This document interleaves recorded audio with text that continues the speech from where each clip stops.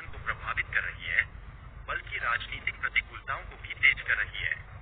दिल्ली के मुख्यमंत्री अरविंद केजरीवाल ने स्पष्ट किया है कि वह चुनावों से पहले इस्तीफा देंगे, जिससे जनता की राय का महत्व और भी बढ़ जाता है।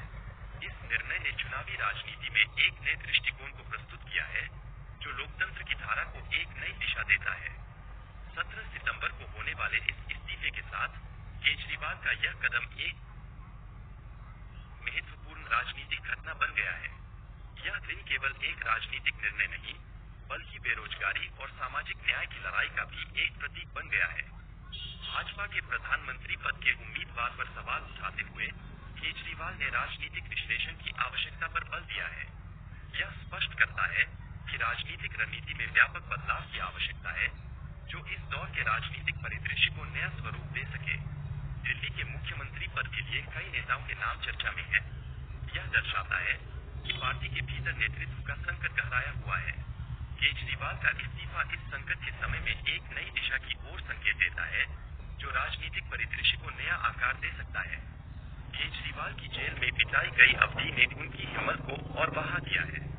उनका मानना है कि कठिनाइयां केवल उन्हें और मजबूत बनाती है, जो एक प्रेरणा स्रोत के रूप में कार्य करती है।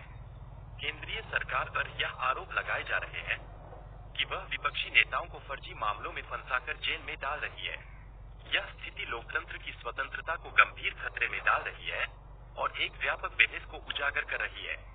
अरविंद केजरीवाल ने अपनी सरकार को बचाने के लिए इस्तीफा नहीं दिया, बल्कि जेल में रहते हुए भी लोकतंत्र की रक्षा का प्रयास किया है। इस साहसिक कदम ने उन्हें एक नए आदर्श का प्रतिनिधित्व करने का अवसर प्रदान किया है। कई मुख्यमंत्री जो जेल में रहे, ने नैतिकता का पालन नहीं किया, लेकिन केजरीवाल ने दिखाया है कि कैसे सत्ता के लिए लालच काम करता है। यह उनके नेतृत्व में एक महत्वपूर्ण परिवर्तन का संकेत है, जो हमें एक नई प्रेरणा दे सकता है। कांग्रेस सरकार के समय सीबीआई की स्थिति को एक पिंजरे के तोते की तरह समझाया गया था। वर्तमान सरकार की तुलना ब्रिटिश शासन से की गई है, जो हमारे इतिहास में एक गहरा संकेत है कि हमें अपने लोकतंत्र की रक्षा करनी चाहिए। भगत सिंह की जेल डायरी में उनके स्वतंत्रता संग्राम के दौरान के विचारों का उल्लेख है। यह डायरी आज भी प्रेरणा का एक स्रोत मानी जाती है, जो हमें साहस और संघर्ष का पाठ पढ़ाती है। केजरीवाल ने अपनी जमानत के दौरान भी भगत सिंह की तुलना में अपने कार्यों को रखा है। यह दर्शाता है कि वह आज भी क्रांतिकारी विचारों को जीवित रखना चाहते हैं, जो युवा पीढ़ी के लिए प्रेरणा का आधार बन सकता है।